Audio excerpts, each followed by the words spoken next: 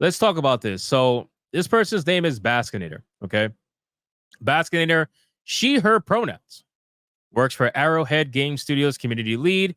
She handles support tickets. She handles their Discord, and she has every single emoji. Trans, Ukraine, I don't know, whatever the fuck. I don't. What is this? Not Ukraine. I'm sorry. Trans, some fucking country, and LGBTQ rainbow, whatever, whatever, whatever.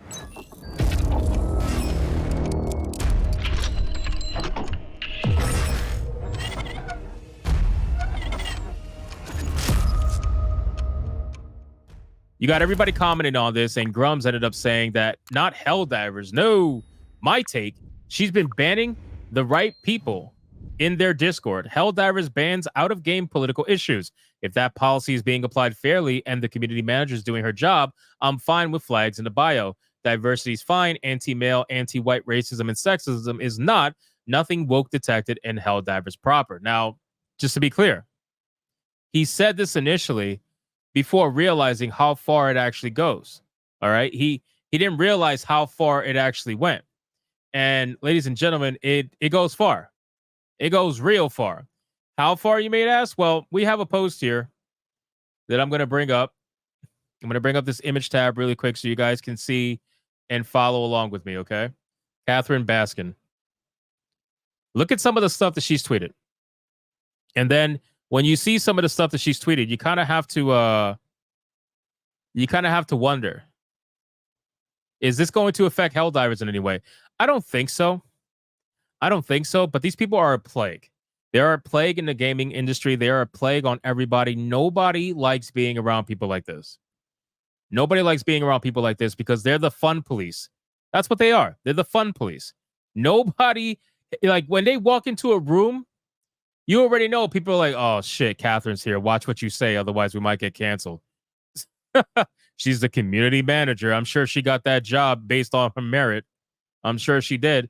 So look at some of the stuff she said. You got a comment here from Catherine that says, I also don't like the terms casual and hardcore because they come with the implication that skill equals passion. Those words are something gamers cling to, but they are being rendered meaningless as games become more accessible, inclusive, and experimental. So you just don't like to admit that you fucking suck at games. That's what it is. It's a game journalist take, right? When game journalists are like, oh, can you make it easy mode for us? Get the fuck out of here. Skill is passion. If someone's passionate about a video game, they're going to spend more time playing it. And what happens? They spend more time playing it. They probably get better at the game, usually. Right? So you're just mad that you don't want to get good. That's the problem. You don't want to get good. You fucking suck. And you're not really a gamer. You're not here because you're a gamer. You're not here because you have a history of gaming. You're here because you had the right emojis in your bio and they saw that and they hired you or promoted you. That's all it is. She also says, I'm not talking much because it's not my turn to talk. It's time for black people to be heard and for white people to listen. I want to continue to do everything I can to help, including passing the microphone. Yes, ladies and gentlemen, because black people were unable to have a voice before until Catherine passed the microphone to them. Catherine, oh, virtuous Catherine, savior, white savior Catherine, just passed her microphone over to the next black person that she saw. She probably walked down the street. Excuse me, black person, have you been able to speak freely today? No, you haven't? Okay, here's my microphone. I want to pass it off to you. I want to make sure that I'm doing my part. I want to do my part for you marginalized voices. That's what I want to do. My name's Catherine. If you ever need anything, just know.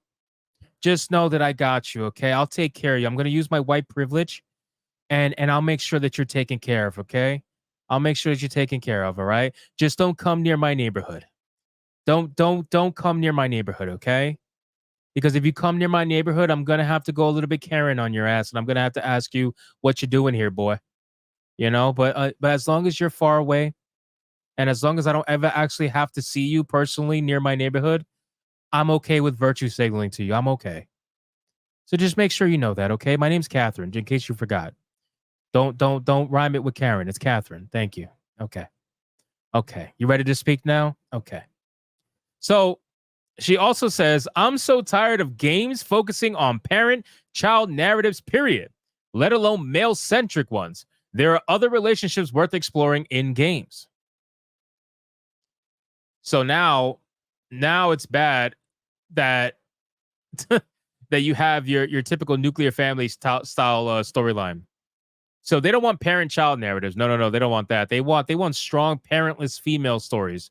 That's what they want. They want strong, independent women with no kids.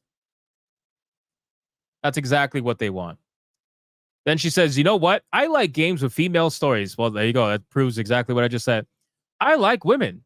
I'd like to see more women doing things in games that aren't motivated entirely by men. It's why Jessie from Control Remedy is great and has a sibling story. I love game siblings. Like, okay, we get it. You're a muff diver. We understand. But did you really have to make this a priority? Like, does this really have to be a thing? Right? I like women, so I would like to see more games centered on women. Make games for me. And that's the problem. That's the problem inherently right there. They are listening to people like this. You know that. They are listening to people like this because the people like this hate men. Why does she hate men? Who knows? Chances are she gets rejected quite often, but she hates men. For those of you guys asking in chat, what is Control Remedy? Well, that's the game Control that was made with a female protagonist.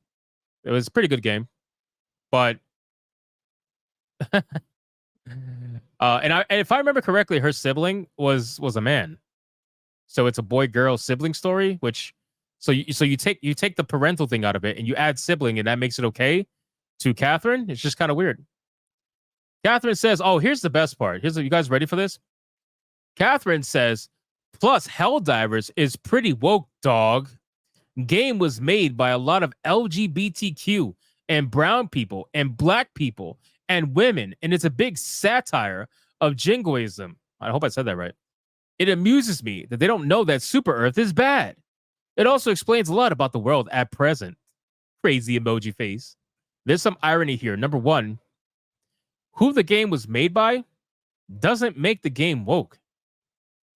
The game itself is not woke.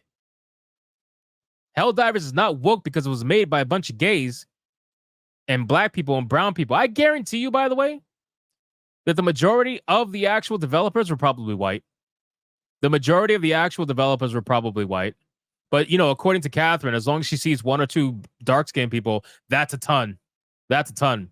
Now, she's trying to say that it's woke. So here's the funny thing. Doesn't that give credit to the argument that DEI hiring is woke? Right? When people say DEI hiring is woke, and these people normally say, no, it's not. Well, you just admitted it was. You're saying Helldivers is woke, not because the game is woke, but because you had LGBTQ brown people and black people make the game, and women. So you're inherently admitting that, yeah, it's in fact woke because of that. So you just boosted the argument of a lot of people you claim to hate, which is interesting. And then, of course, they try to make it seem as if, Super Earth is bad, blah, blah, blah. If that's the case, why are we fighting for democracy? Why are we fighting for democracy? And nobody speaks like this either. Pretty woke dog. Who'd you learn that from? Tyrone, who banged you the other night because he couldn't get anyone else? He was just railing you from behind while you were screaming Black Lives Matter. You know that's the case. And then last but not least, she says this part is wild. Just unchecking the accountability box for men completely. Some real big, stinky opinions here. Yeah, she would know a thing or two about big and stinky, I would imagine.